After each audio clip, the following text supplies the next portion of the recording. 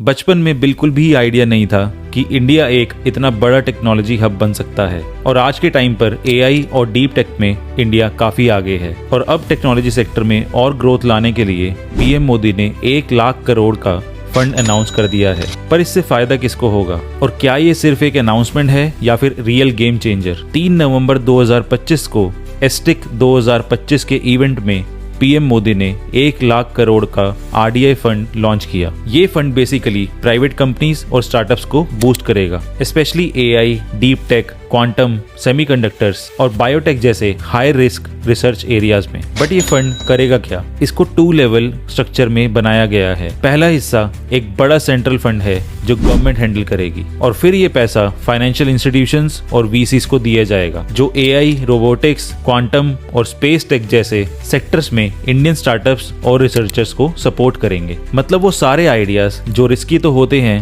But future changing होते हैं, उन सभी आइडियाज को अब फंडिंग मिलेगी। ये फंड 11 बड़े टेक एरियाज को कवर करता है जिसमें AI, semiconductors, quantum tech, bio manufacturing, basically वो सारी टेक जहां पर दुनिया रेस लगा रही है। अब समझते हैं इसके फायदे क्या हैं। देखो, अगर ये फंड सही तरीके से इम्प्लीमेंट हुआ तो इंडिया में प्राइवेट R&D कल्चर बढ़ेगा, डीप टेक स्टार्टअप्स को लॉन्ग टर्म फंडिंग मिलेगी, बहुत सारी high quality tech jobs create होंगी और फाइनली इंडिया का नाम एआई, क्वांटम टेक या फिर सेमीकंडक्टर्स जैसे सेक्टर्स में ग्लोबल लेवल पर उठ सकता है। बट हर सिक्के के 2 पहलू होते हैं, तो इसके साथ साथ कुछ चैलेंजेस भी हैं। इतना बड़ा पैसा डिप्लॉय करना इजी नहीं होता, इसलिए अगर इसकी मॉनिटरिंग वीक हुई तो पैसे का मिसयूज भी हो सकता है। इससे बड़े कॉर्पोरेट्स तो छा जाएंगे बट छोटे रिसर्चर्स को विजिबिलिटी कम मिलेगी। कुछ रिस्की प्रोजेक्ट्स फेल भी होंगे जो कि नेचुरल है, बट इसमें पैसा काफी लगेगा। अगर सब सही डायरेक्शन में चला तो अगले 5 से 10 सालों के अंदर इंडिया